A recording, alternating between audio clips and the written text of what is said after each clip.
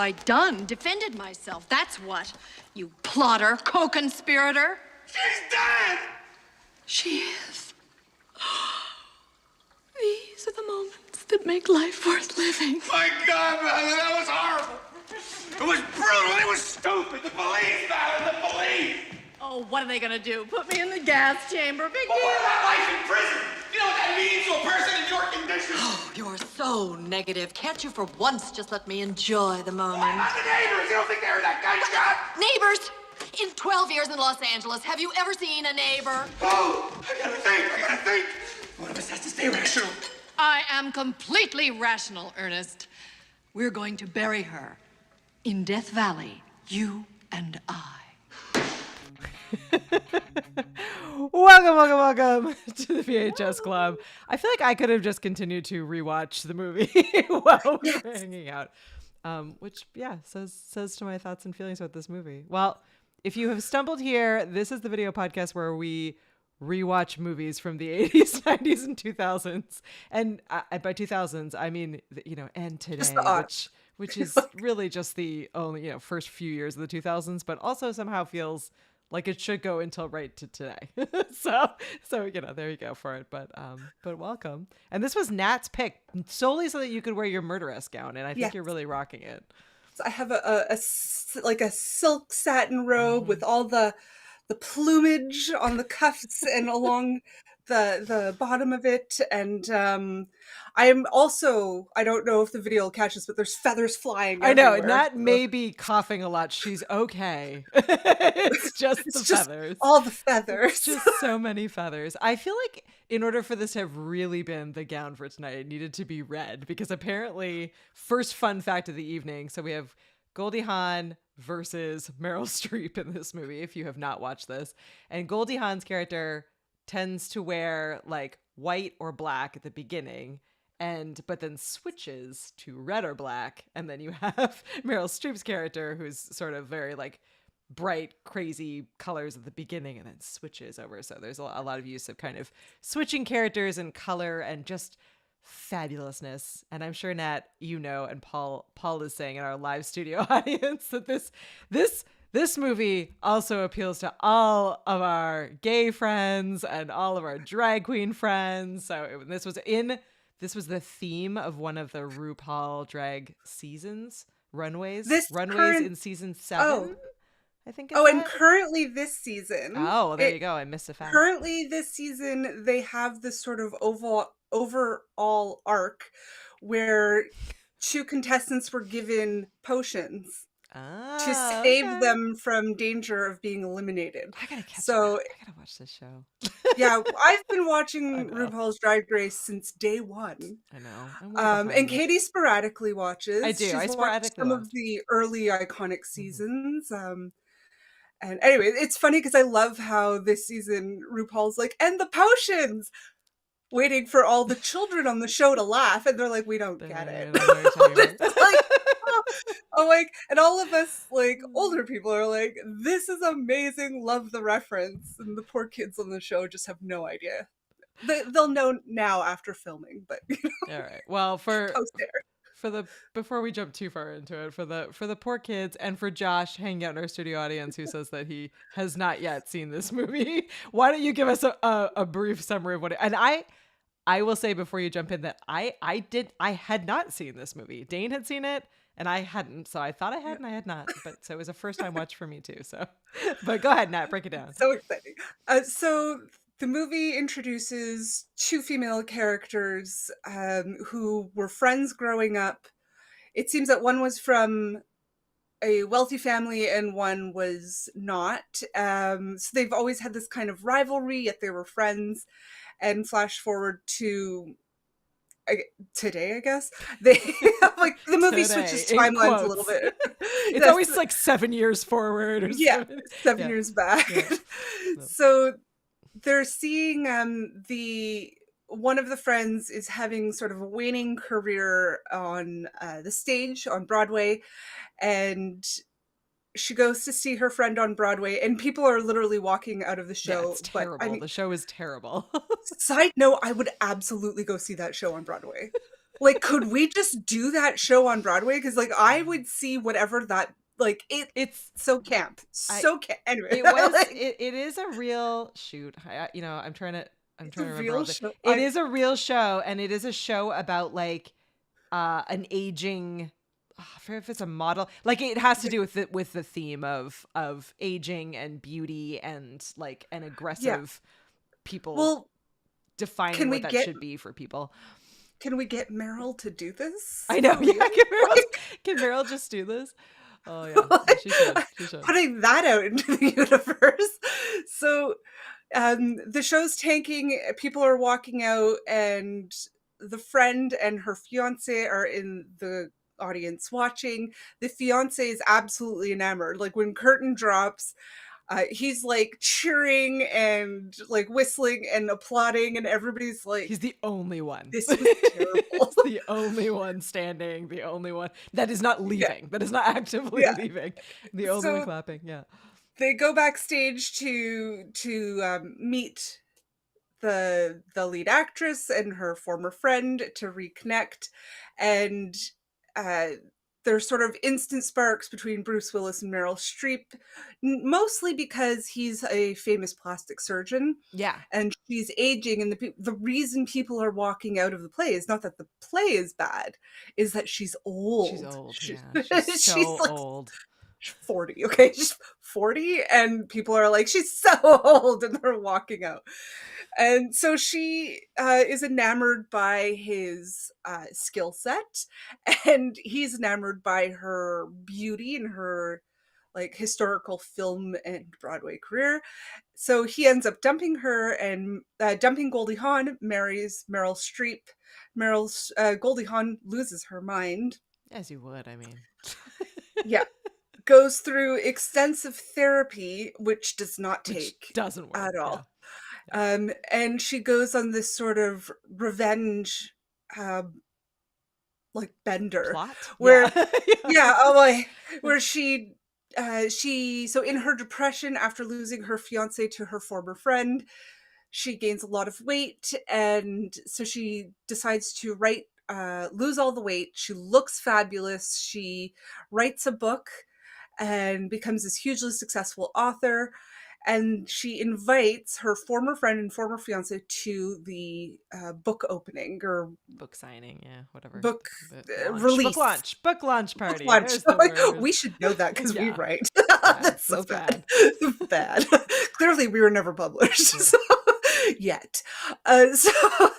So when Meryl Streep and Bruce Willis go, we see that their marriage has completely failed. They absolutely hate each other. Meryl Streep has become much more vain. She is having all this sort of, from what I understand, LA culture where she's going for all of these procedures that are likely harmful to you. And she meets this mysterious man at this clinic that does these cosmetic procedures. And he's like, you know what? You don't need this place anymore. If money's no object, here's a name. And he sort of disappears. At the launch, she sees Goldie Hawn, and she's super upset because Goldie Hawn now looks fabulous. Fabulous, yeah. She lost all the weight. She's now 50. She looks 20. And Can we pause for a second? Because, okay, a couple things about Goldie Hawn. I immediately, like, they try to make Goldie Hawn look frumpy, I guess, for lack of a better word, at the beginning of this movie. It does Which not she's work. not. Like, No. you're like, she just looks like a really hot woman that you have put in, like, some kind of wig. And then they make her look fat and frumpy. And I'm just like, wow, way to go, makeup team. But also, no, I don't believe it. And but then when she's, like, looking fabulous and back to, like, Goldie Hawn self, I looked up, like, their ages. So, like, her Meryl Streep, and They were Bruce Willis. probably in their late 30s, early 40s. But so Goldie Hawn is the oldest out of all of them. And I'm like, maybe Goldie Hawn, like, legit took the serum because she still looks the same. Like, and I already thought that about Meryl Streep. I was like, wow, Meryl Streep, like, looks both the same and also, like, ageless. I was like, and we should have had Paul Rudd in this movie to really complete the kind of agelessness. But I looked at, Goldie Hawn, and I should look it up again just to confirm. But, like, Goldie Hawn is the oldest, like, and by a bit. And I was blown away. I'm like, seriously? Like, it's just not what I would have guessed. She is 78 years old, okay? And Meryl Streep Today, not then. today, not then, yeah, today. And Meryl Streep is 74. She's 4 years older than Meryl Streep. Yeah. And then they look great. And then I had But this that's kind moment- of the commentary I guess in the movie. That's kind of the commentary in the movie. And it did also point. make me laugh because I watched a bunch of interviews with either Goldie Hawn and Meryl Streep. And Meryl Streep was basically saying that she actually thought that she was going to get Goldie Hawn's role. And the entire time I was watching it, I was like, wow, this is weird because, like, what I know of these actresses, I would have imagined it to be the reverse. And I kind of love that they didn't do that. Like, I kind of love that Meryl Streep was like the, like, hot, like, famous person that could steal this woman's husband, and Goldie Hawn is like the, kind of frumpy, worried housewife to be kind of character. And it was just like, it's not what either of them normally plays, and both of them are so fabulous that I thought it was really great. Yeah. But yeah, I thought that part was amazing because I was just like, really? And also, what? And really? So basically, they end up, Meryl Streep ends up going to this mysterious person that was recommended to her. Yep. And it's Isabella Rossellini. Mm-hmm. Is that? Yeah. Gorgeous. Yeah. And she gives her this potion and essentially telling her, like, oh, and let me mention the sort of catch is, well, you're actually dead. So when you take the potion, it stops time and it, like, makes you look youthful and beautiful, but it stops your heart and you are clinically dead. So she becomes super gorgeous, and in the meantime, Goldie Hawn and Bruce Willis are plotting to bump her off so they can run away together. And then we find out through all of this sort of, like, hijinks and sort of mistakes happen, and Bruce Willis ends up trying to kill his wife, but not following the plan. Sure, and he decides he's going to kill his wife earlier than planned. And not as, like, and not make it look like an accident either, So then we find out that she really is, like, living dead now. And then we find out when Goldie Hawn rushes over to, I guess, like, finish the job or help move the body, that she's also taken this potion and is also living dead. So then, because Bruce Willis, it seems through the falling apart of his marriage, he's turned to alcohol, and it seems that he's probably lost his license to practice as a doctor. He becomes a mortician, and he's apparently a very good mortician, and he has all these tricks where he uses, like, spray paint to make people look really good. And it's like, basically, he's like, I went to the hardware store and instead of using makeup. And they realize, the two girls, after having a huge fight trying to kill each other, they realize they can't, and they realize that, wait, Bruce Willis is actually the problem, but he can also be their solution because he can help them look youthful. Because even though the potion is supposed to capture their youth, for whatever reason, they start to decay outwardly. Like, they're starting to lose their pallor. And and maybe Yeah. again, I'm like not an observant person, as we say every episode, but my understanding was really similar to what you said. So if you're in the studio audience and you like took this movie differently, please let us know in the comments while you're watching with us. But I took it to mean what you did, where it's like they took the potion, and I love that scene where Meryl Streep takes the potion, and then as like she's finishing it up, Isabella Rossellini's like, and some additional details. Like it's absolutely fantastic. But you should have told me that to start with. Yeah, it's the one-liners in this movie are glorious. Like they are so it's so quotable. I'm gonna have to watch it a few more times to like really fully appreciate all the quotes. But yeah, I took it to be that exactly what you said, that like it basically like turns them into living undead. So but they remain like, you know, beautiful and youthful and whatever, because they also seem to like revert back to like their best self. Like there's the moment after where it's like, you know, her breasts like go like perky up, and you know, and her ass gets like, you know, tighter, and she's looking better. But so then I was very confused and had a lot of questions about like how, like why when they die, and I know that some of it's like because they're brutally murdered in like crazy different ways, but it's like when they actually die, like why does that affect like why do they start then decaying, and would they decay? Because I don't think that they would, and I have like I think the only thing is Isabella Rossellini told them like take care of your body. True. You know, and they didn't. And so maybe that triggers some sort of mystical breakdown. Like, well, we gave you this gift and you didn't take care of it. So, True. So the ladies decide they want to keep Bruce Willis around, but they're going to need him forever to keep doing all their little touch-ups and spray paint jobs and stuff. So they decide to take him to Isabella to make him immortal as well. And he very quickly realized this is ridiculous. This is a bad idea. He's like, I don't want to live forever. I don't want to be saddled with these two psycho women to like forever. I'd rather die. Yeah. And again, through a bunch of like hijinks, he falls like off a balcony or off the roof, and he gets caught by his suspenders. But then he's like, I'd rather kill myself, and he goes to fall to his death but falls in the pool, and then he's like, haha, I can get away, and he like goes off and runs away. And then it flashes forward to his funeral when he's like he aged a lot, and you hear all of these great accolades of all these things that he's done with his life, and all of the, you know, how happy his children were and his grandchildren and all the children he adopted around the world, and how he opened schools around the world and clinics and helping to understand women and all sorts of stuff. And you sort of see the two women are still stuck together and, you know, still using their spray paint and trying to keep themselves sort of cobbled together. So essentially the movie is supposed to be a satire, a commentary on beauty and expectations and aging, and particularly and especially for women. in Hollywood. But it is especially like the criticism of how women age poorly and how they, you know, have to keep these really unrealistic standards to stay beautiful.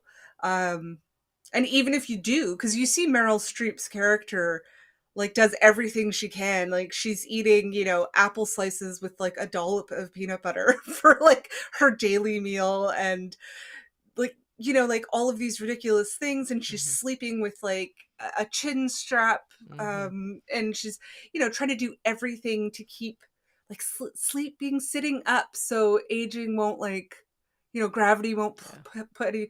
Anyways, it's still not helping, because that like it's because we age. Well, yes, but I'm just saying, like, in the concept of this movie, like she's doing all of these things, and it's still she still can't can't keep her she still can't keep her job, she still can't keep her husband. Like, it's, you know, in the same way that he completely disappeared when she showed up, he completely disappears when his ex-fiance shows up. So it like it's still, and this is obviously, like, as you said, a satire, so, you know, one would hope that it's not the case for everyone, but it's definitely you know, a commentary on what the experience is like for many people. So Paul is coming through with some awesome facts, so here we'll share some of these. Paul says that though her character Helen is portrayed as a 50-year-old woman during the majority of the film, Goldie Hawn was actually only 46. Yeah. And Madeline, Meryl Streep's character, was supposed to be like 50. She was 43, so they were 3 years apart at that point. And I love this comment from Josh because I was thinking the same thing. Meryl Streep is on the most recent season of Only Murders in the Building, and she actually she plays like a very kind of like I don't know. You're Josh is saying opposite. She's like opposite, but also a similar kind of character in Only Murders in the Building, where she is again like on the stage but she's sort of the nicer, like she's both the ingenue, but she's also like a nicer older version of it. So yeah, it's kind of funny to have gone back to that. And then Paul is saying that the potion only worked for 10 years, and she told them that they had to disappear. Yes. And then he says the potion does not make the drinker invulnerable to dying, but instead allows / forces them to persist in an undead state with their consciousness intact, no matter how critically injured they are. So yeah, I think you're right. But I guess I get the fact that like she would then have like, Goldie Hawn's character would have a huge hole through her where she was like killed, quote unquote, by the shotgun blast. Yeah. And I get that Meryl Streep would have like a broken neck, like she's got this awesome mobile where like her head is literally like turned all the way around, so it's on her back, like as you can see in the cover if you're watching on video with us. So like I get those things like would appear on their undead but it's like bodies. The peeling. I don't get the skin peeling. I get that it like works for the story, but I feel like it wasn't even totally... like their eyes start to lose the and her eye color. But that was only, I feel like the skin color was on both of them, but I feel like the eye color was way more pronounced on Helen than it was. Like it seemed to just be Helen that had like weird contacts in. So I was kind of like, I don't know. Yeah, you kind of saw it in the morgue. Yeah. But still, it was, Process. They really needed to avoid stairs. I literally turned to Dane as we were watching, and I was like, "This is why we don't have a staircase like this in our house." I'm like, how many stairs? Like she fell down those stairs forever, which was so funny. Like it was so funny. Yeah. And like her body was like broken in more ways than possible. That was ridiculous. I absolutely love that this movie just went like all in on like almost like every kind of humor. So it was definitely like satire and social commentary, but then it had like that slapsticky nature of just like how preposterous it was. And in the scene that we showed at the beginning of the episode, like Bruce Willis just like losing his mind is wonderful. Like his just kind of like frantic yelling is awesome, and he gets more and more ridiculous like as the other characters get more ridiculous. And this movie won an Oscar for the special effects and the like and everything they were able to accomplish. This was actually, again, like keep in mind, this was the 90s, early 90s. So what they were able to accomplish was actually pretty impressive. Like even so again, I watched this for the first time this week, and watching it I was like, wow, okay, like okay, early 90s, like this was actually pretty well done. Granted, this has had like remastering or whatever. Apparently the original VHS version of this, people were like real upset with the quality that ended up on the VHS, and they had to remaster it pretty quickly. But the version I watched was like pretty good quality, and the special effects were really, really quite novel. There's this one great scene with the special effects and also humor after Goldie Hawn and Meryl Streep have their fight. So Goldie has a giant hole in her stomach because she was shot through with a shotgun. Mm-hmm. And a spear was tossed at her and lands in the couch. And then when they sit down to actually talk to each other, she sits down, and the spear goes right through the hole in her stomach. Yeah. Like, because she sat down where the spear was facing into the couch and like doesn't even notice. So that was funny. I really enjoyed that. Yeah, I love that. I loved I loved Meryl Streep's like head turned all the way around, and then her like frantic, well, it's like, well, fix it. Like the whole Meryl Streep and Bruce Willis like bantering after he's literally thrown her down the stairs to try to kill her is glorious. And then their like whole scene in the hospital where he's like worried about her and also like terrified as to what's happening, and then she ends up in the morgue and he's like, you can't, she's gonna be so upset that she's in the morgue. Like the ridiculousness of all of that is But just also, glorious. like, how did like they put her in the morgue even though she's, you know, up and about and talking? Well, she wasn't, because she fainted. Oh, and right, so that's because she right. had no heart rate, no heartbeat at all, they put her in a bag. But yeah, it was, that whole part was just like awesome. So funny. Absolutely amazing. And did everyone see, so in my non-observant state, I did see and thoroughly enjoyed when, so earlier in the movie when Helen, who is like distraught because her fiance has left her for this woman who's also stolen her like previous boyfriends. This is like not the first time that that Meryl Streep's character has screwed Helen over.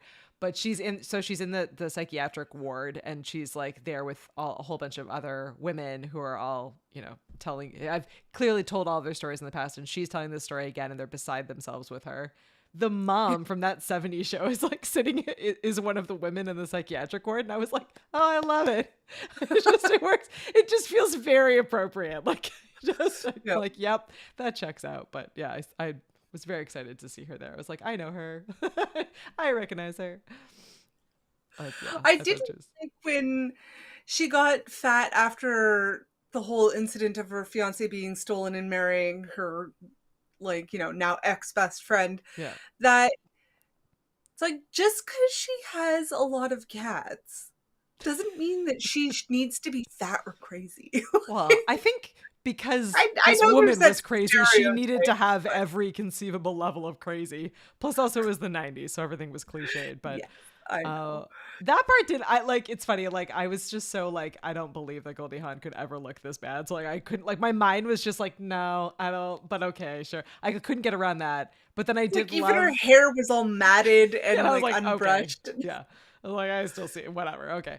But then, but I did love the fact that she's just literally like on repeat watching Madeline's character die in like a TV show or movie that she's in. Like, I feel like that's what I would be doing. I that checks out to me. Like that level of anger, you're like, yeah, I'm just gonna watch this woman die over and over again. Yeah. And I do like when they sort of reconcile, they're like, you know what? He was the one. It's true. They just become friends after they've killed each That other. was like super fickle. Yeah, they do become friends, but then they do like you see at the end of the movie where they are still kind of bickering, so they still get on each other's nerves, but they've also been stuck together forever, right? Yeah. I love, so they have when they go to try and get Bruce Willis to become immortal as well. Was she a countess? I can't remember what they called her. My brain today. But anyway, Isabella was like, every year I have an annual spring dinner party for all of my clients. Yeah. You see, like, there's Marilyn Monroe and there's Elvis and like there was a couple of other, you know, I'm just like, that's funny, like that it's, and they kind of chastise him, like the MC is like, you know, and just remember, you're not supposed to make any like, you know, you're not supposed to pop up like in public, you know, so that there's any sightings of said person who's supposed to be dead. Yeah, apparently Isabella Rossellini's character was originally supposed to be Cleopatra. Like they were just gonna have her as Cleopatra, which I think would have worked. I mean, she was very Cleopatra-esque. She was Cleopatra-esque. Potion was in like a little like, well, kind of a Fabergé egg, but the Fabergé egg was in a box. That was like sort of Egyptian. It did. It had an Egyptian symbol for life, I think it was, or long life. So. Yeah. It was in one of the facts that I saw. Yeah, I know.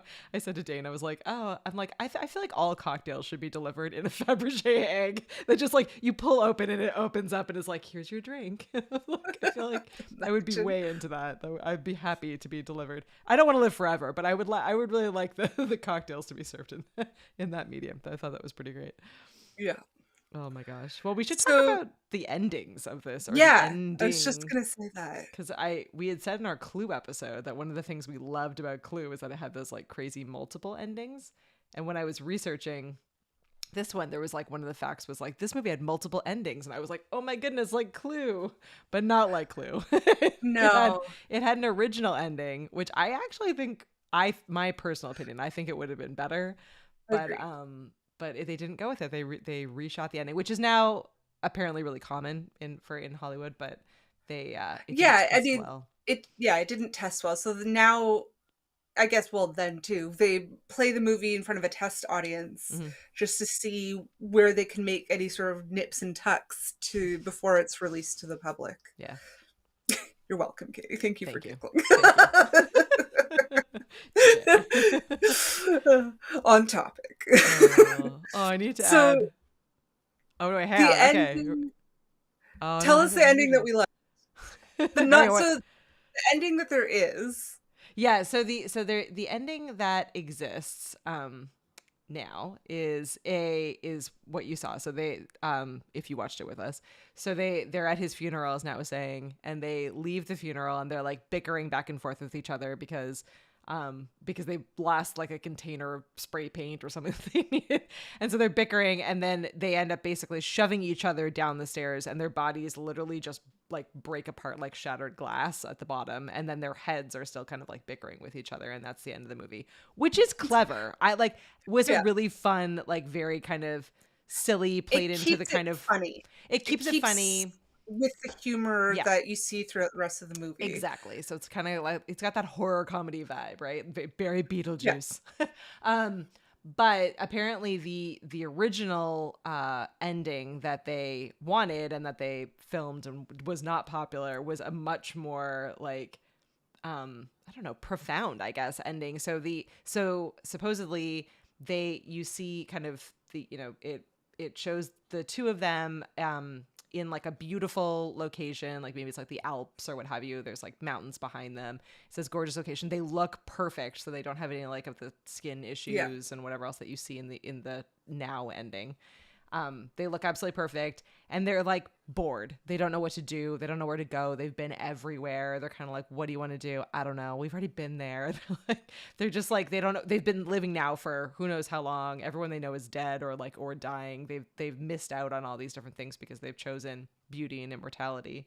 And they see Bruce Willis's character, like, I guess, in his like 90s, and he's like sitting on a bench holding like the hand of like a woman that he clearly is like in a relationship with, and they look really in love, and they've had this like the signs that they've had this beautiful long life, and they and the characters kind of go back and forth and like oh, like sort of the did we miss out on this kind of thing, and they're both like no, but you can see that kind of like yes, they have missed out, and it fades to black. So it's really meant to make you more, it's really meant to be like more of a traditional satire and really make you feel like, oh, like this, they made this choice that Bruce Willis wasn't willing to make because it wasn't the right choice. It wasn't the right choice for them to choose, this like fantasy comes with a really dark side to it, right? Like beyond all the like silliness and laughter and murder, like this is actually really destructive, and it lasts much longer than you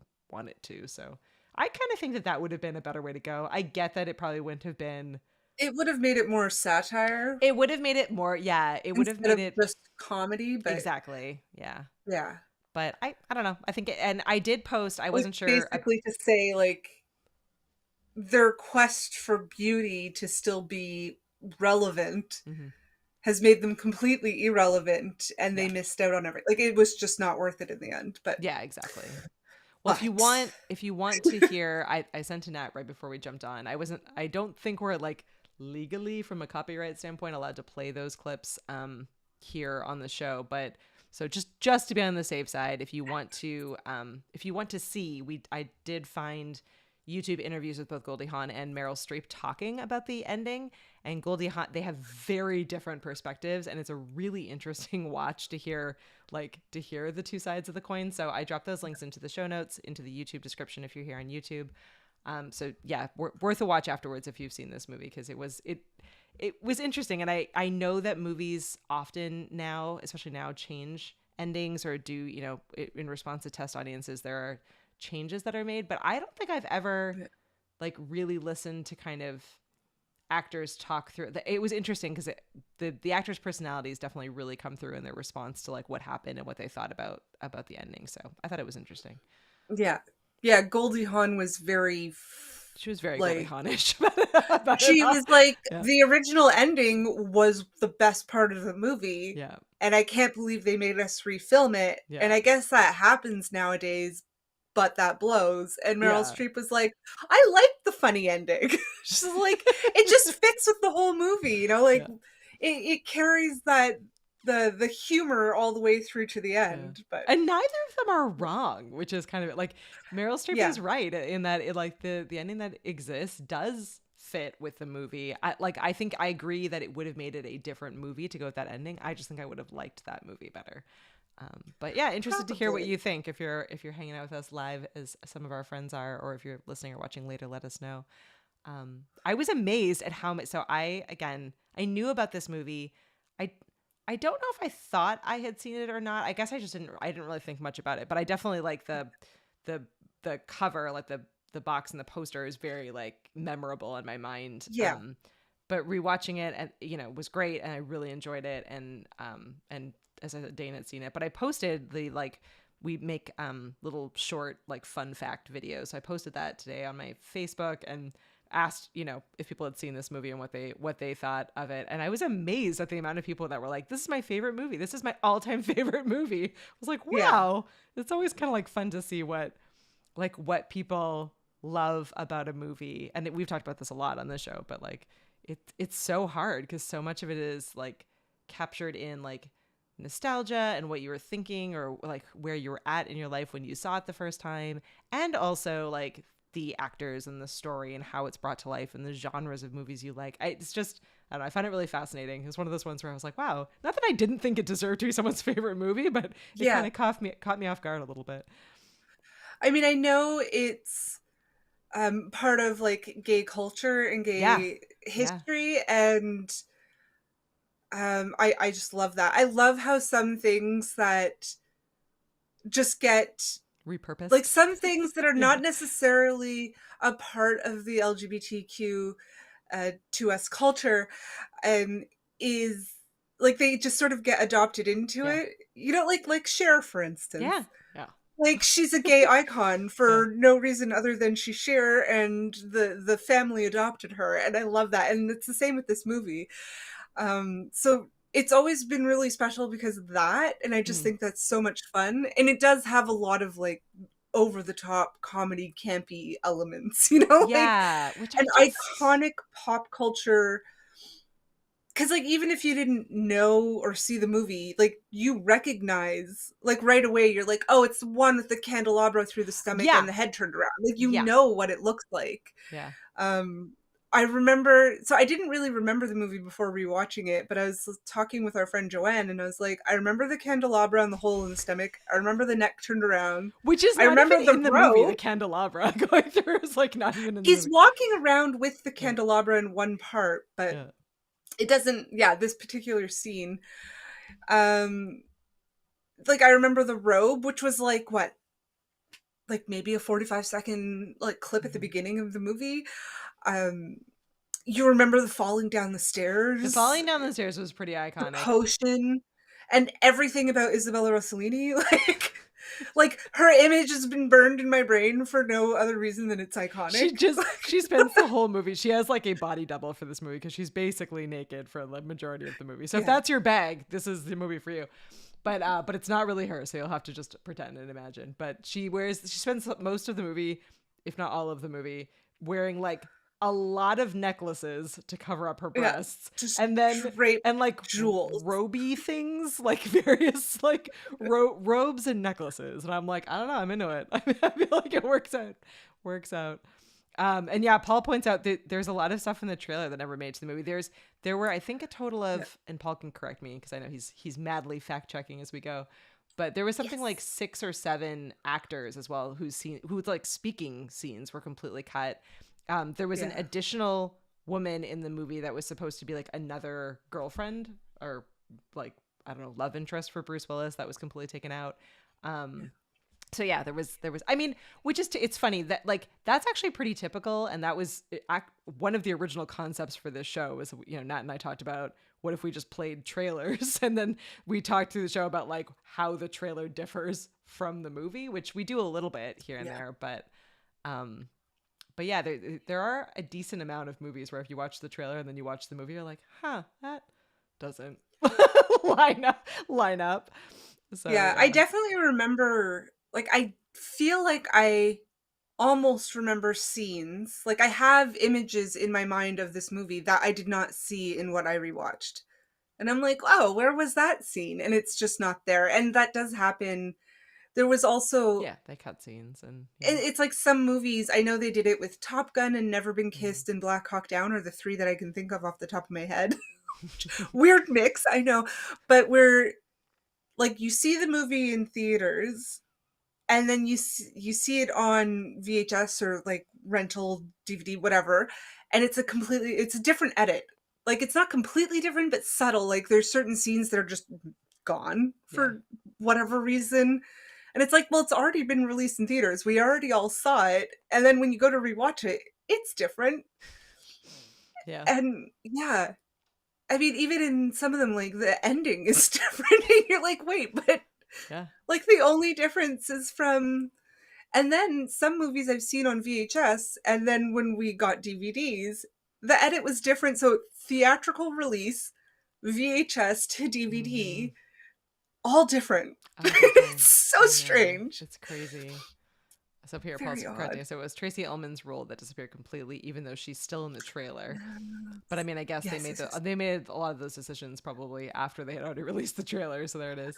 And then there are a lot of references to Frankenstein. This was supposed to be and Tales of the Crypt. This was supposed to be originally part of the Tales of the Crypt series, I guess, for lack of a better word. It was supposed to be part of Tales of the Crypt, and then they decided not to at the end.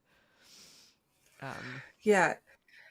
More fun facts. Bruce Willis actually tried to name this movie. I should see if I can find the names he did not come up with Death Becomes Her. His were not as good, but it was pretty funny, like reading through. I might have to find it afterwards. And He's a very good comedic actor. Like, I know he's more well known for being the big action star, but his comedic timing was amazing. And Paul had mentioned in the live audience before that it sort of reminded him of Moonlighting, which is a great TV show with him and Sybil Shepherd, which, I don't know if and it had that same dynamic that he has with Meryl Streep, where it's like they're bickering but in love, but kind of hate each other. I tried rewatching it, and Moonlighting. Yeah, and I feel like maybe if I got past, like, I think I watched half of the first season, and I'm like, it's really just about, like, it was the 80s. There were things that were not sexist then are very sexist now, and I'm just like, it was hard for me to get past that, so it's like, well, whatever. I'm like, they're funny, but also he treats her like shit, and it's a total ass. He's funny, but... And he had, like, hair. He had more hair than he did in this. Yeah, exactly, which I know, right. Bruce Willis with hair is, like, an odd thing. It's like, you gotta Google it. Yeah. So his choices were It's Death, Baby and My Man Death. So we ended up with Death Becomes Her, which I think is a better option. But I love that he was like, I'll give you some ideas. I'm Bruce Willis. And Josh is saying that Home Alone 3 is another great example of a movie where things changed a bunch. So Chumbawamba plays over the movie's TV spot, either for the theatrical release or the VHS release, but it's not at all in the movie. Yeah, that's probably a licensing thing also. Yeah, sometimes Chumbawamba had a lot of they had a lot of issues. Not politically correct moment in time. Well, it's not even so much that. They were kind of one of the bands, like, first bands to call out record labels and royalties, and basically they ask for what they deserve. Yeah, like, they told their fans, like, frequently in concert to pirate the song and to steal their music because they get nothing from it. Like, and that's a thing in the music industry. Artists get the most money from touring. And for merchandise they sell on tour. I think one of the highest. Now, this is pre-Taylor Swift statistics, so I don't remember. I'm like In remembering the the era statistic. before eras. Yeah, Yeah. exactly. I think one of the highest paid bands of all time is the Rolling Stones, and off of their record sales alone, and Hmm. they only make 7% of record Wow. sales. I think the average is between 1 to 3% Crazy. for on record sales. So it's like you can have a number one record, but you could have made like no money on it. So it's like you better tour, otherwise you don't get paid. Like it's Crazy. crazy. So yeah, So, yeah. So I think Chumbawamba got like dropped by every possible label because they're like this. aw. Nobody wanted them to. I mean, they're not wrong, but they're also Now like now I wonder if it's in the soundtrack. This has nothing to do with Death Becomes Her, but I recently found a company. Shout out to Mondo, my new favorite company. But I ordered the That Thing You Do soundtrack on vinyl because it looked beautiful and because I was like, yes, absolutely. But the next one that was on my must buy list is they have, and it was only $25. I was like, this needs to happen. It was the Home Alone soundtrack on vinyl, and I was like, yes. So I will report back once I receive that one on whether or not. Home Alone isn't one of the movies where soundtrack sticks out. Oh to no, me. but this is Josh. Josh is saying Home Alone 3. See, I don't really count that as a movie, so I can't. I don't don't know if remember that's Home Alone 3 to be honest. Yeah. If I ever saw it. that's because they changed Kevin over, and I was just too heartbroken. He probably aged out. He probably, I think at that point he was so expensive that it was probably a mix of a number of things. I know he did not want to be doing much acting at that point. But yeah. No.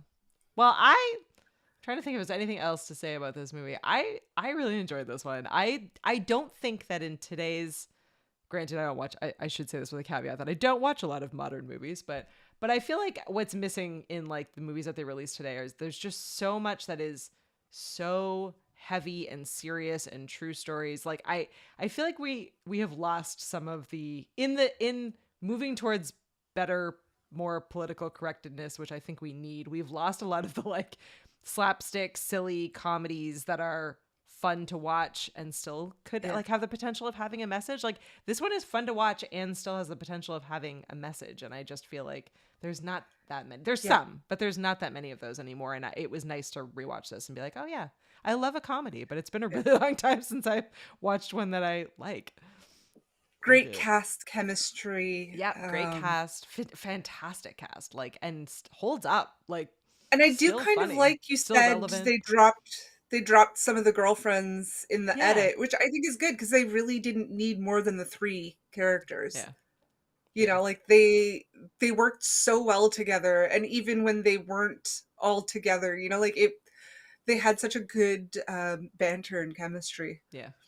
Yeah, absolutely. Oh, hang on, water break. You and your tiny little mug. And I have my oversized mason I jar. know. Well, I'm trying to use the fancy glassware that I impulse buy everywhere I go, and this is the new Disney 2024 one, but it looks 80s. Cute. So it looks very 80s. So it felt relevant for my Does it my look set. like the way the kids nowadays think the 80s looked?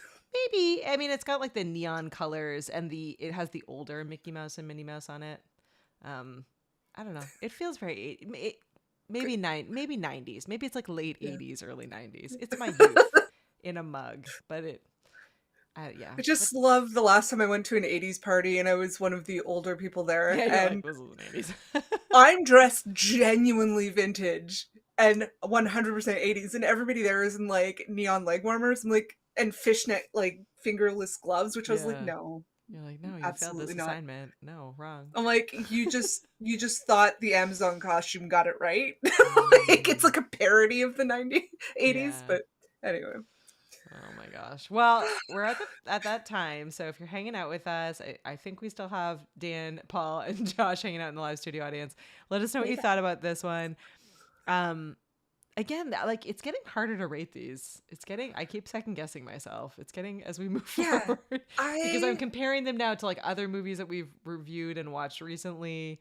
And then there's like a nostalgia like it's difficult because movies that I have seen a bajillion times, I will give a higher rating because I feel deeply for them. Like Dan felt this way about Mallrats, right? It was like, it's hard to, like, if that's like your movie or you've seen it a bunch of times, you innately want to give it a higher rating. Whereas like if you haven't seen it and you're watching it for the first time, like this one, I really like this one. But like if I compare it against Empire Records, which I've seen so many, many, many times, I can't. It's hard. It's hard. They're not very comparable. Paul gives it 5 bones for the camp factor in Bruce Willis. Bruce Willis. Love that, Paul. He held we his need to own. We need to shout out Paul because he left us 2. While we're waiting for other people who are hanging out with us to review their to leave their rating system, we need to play. So if you have been hanging out with us, you will know that we have a website and you can go there. It's called the VHSClubPod.com. That is a URL or a URL, as the kids are calling them. And you can go there. An URL?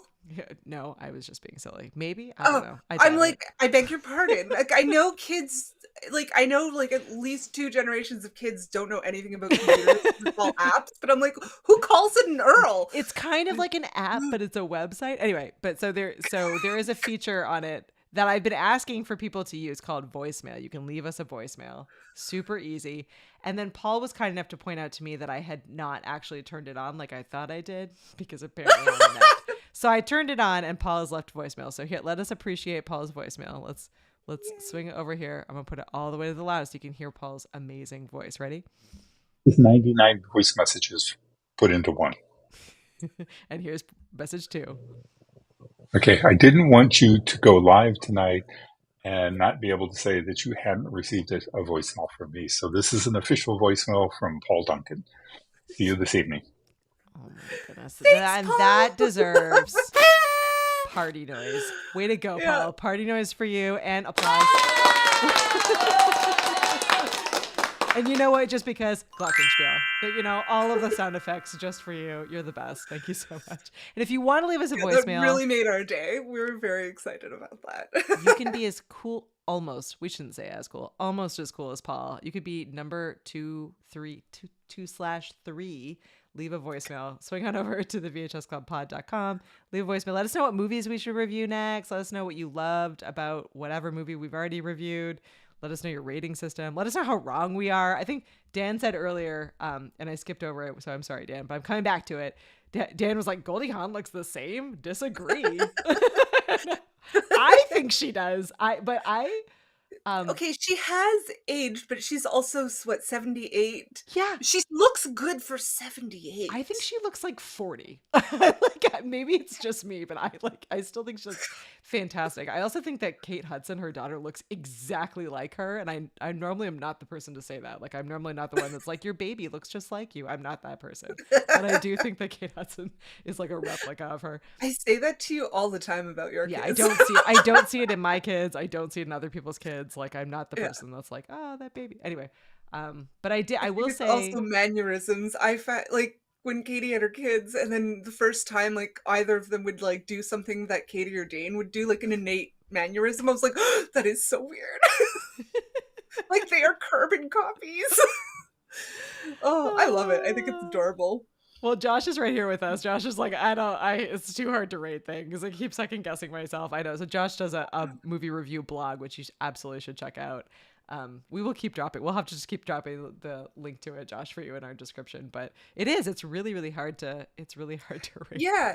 I kind of wish it went full in on the satire. So I was a little, we let down there. Okay, but then it's really funny. Their chemistry is great. The one-liners are fun, great. The message is lasting. It's still relevant today. It's still super relevant. I mean, I guess that's like a sad fact. Almost fact. Worse now. And the fact that the 90s heroin chic look is back in, I can't. I'm like, we're still trying to recover from 90s diet culture. And and the children are like, let's do that again. I'm like, no. Well, here we go. We're at 3. We were at 3. I was at 4. and then we talked about it. I went to 3, and then I was like maybe 4. So I'm like 3 and maybe I'm like It's a 3.5. It's a 3 and a 4. It's both. It's both a 3 and a 4. The costuming. If this is your favorite movie, then know that I think it's a 4. And if you're just watching for the first time with us, then maybe it's a 3. It's somewhere. It's in between. It's in between there. Because I would be angry if you were like, "Hey, Katie, Empire Records is only a 3." I'd be like, "You're wrong." So I think I pushed for a 3 just to see if somebody would react. Be like, nah, it's a 3. Well, Paul thinks it's 5. It's 5. Yeah. So maybe here. So we'll just, there we go. It's like there. It's like it's Christian hanging out close to us. It's like 3 and another tater, but like close to our faces. Oh, wait, this way. Yeah. I was like into my mic. I was like, what is that black thing? That's my microphone. It's been a long day. For our listeners, Katie put a Christian tater between our 2 pop-ups, and I waved to him / maybe caressed the potato a little, except I did it on the wrong side because mirroring, I don't quite, my brain is like, no. Nope. No, don't do that. It's super hard. Yeah, as Paul said, it's not my favorite, but it was fun. That's the perfect way to put it, Yes. Paul. It was not my favorite, but it sure 100%. was fun. I might actually watch it a couple more times before my It's a rental period is rewatchable over. movie. It is a rewatchable movie. Well, this was super fun. I have a request for next week and a moment of anger about why I want. So I would really like to watch Don't Tell Mom the Babysitter's Dead, which is I think is in actually my top 5, and we have fun stories to share as we do it. Oh, we do. But I was scrolling mindlessly We are through. such weird kids. Okay, We were sorry, weird that's kids. a story. More to come. We're gonna save that for the Don't Tell Mom the Babysitter's Dead episode. But apparently they're remaking that movie, and I'm like, no. But no, also screaming no. Lots of just sad If it's face. that Nepo baby, what's his face? I don't know. I don't know who's in it, but The the fact one that they're that remaking did it. The Adventures in Babysitting, which was, and he also redid Jump Street, which he did it wrong. Flat out, the remake of 21 Jump Street was wrong. Like, just call it something else, because you're Just not call doing something Jump else. Street. Yeah. Bitch. Whatever that. I never liked him. I don't know Whoever he is, I can't remember his name right now. I know of the things you were talking about, but I could not point out or give you his name. But I don't know who's doing it. I just saw it in passing. Maybe it's a lie, and that would make me happy. But or again, if you're watching and you're like, wait a second, I'm so excited for the remake, then I'm really happy for you. But I'm gonna pretend it doesn't exist, and we're gonna rewatch this movie. So if you're up for that, Nat, I think that should be our next one. But if not, I can wait and have it a little bit further down the line if you have a better option as well.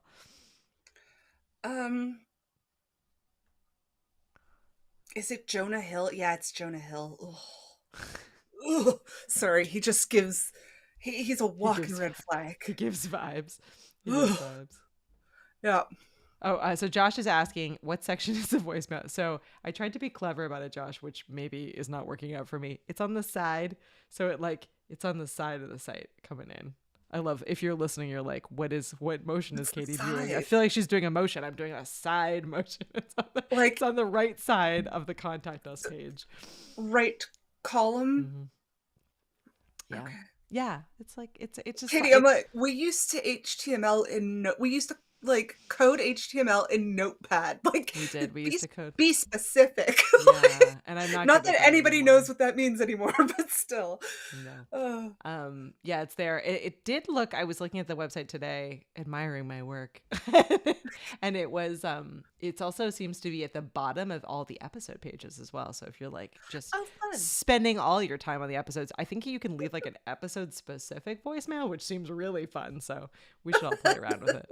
I'm just going to leave voicemails for myself on all of the websites that I've created. It's just for fun. But yeah, it looks fun. So my next week, Don't Tell Mom the Babysitter's Dead. I know we have like a lot of other ones that are on the list. So I'm happy to put. I'm sure this one's on the list. It's on the list. There's no way it's not already on the list. And then I've been seeing, and maybe it's because the remake is coming, but I've been seeing more of the one of my all-time favorite movie lines from that movie is I'm right on top of that, Rose. And I've bought like Nat fun things for this, but I've been seeing like the memes for that now coming up, and I'm like, because for the longest time they didn't like have any fun like memes, and people had no idea what that meant, and it was really hard to buy product that said that. But now it's like a thing. So Yeah. now I'm like I'm excited for that aspect of it. The rest of it not as much, but yeah, It's a wild movie. We're gonna watch that. We'll it's watch a that for wild next movie. week. It's The wild. concept is ridiculous. I like, what drugs were you on when you greenlit this? Which Yeah. I'm thankful you did. It turned out exactly as you hoped it would. all the But good it's ones. just crazy. Yeah. Yeah. Sounds good. Well, you did it. All of you did it. Whether you're listening or watching later, you wasted another perfectly good hour hanging out with us, and we did it. We did the Death Becomes Her. Nat got to wear her amazing robe. So if you're listening, you need to come on over to YouTube to be able to just see it in person. The pink is like perfect for Madeline. I want it to be red. We may have to save up and get you a red one to go. I might need more. One in every color. One in every color, but mostly just Deville. red and black. Maybe red and black are the next two colors. That Yeah, you need there's also ones that have like the tulle, like they're mesh. Mm-hmm. So, but I got the like opaque satiny one. Yeah. Yeah.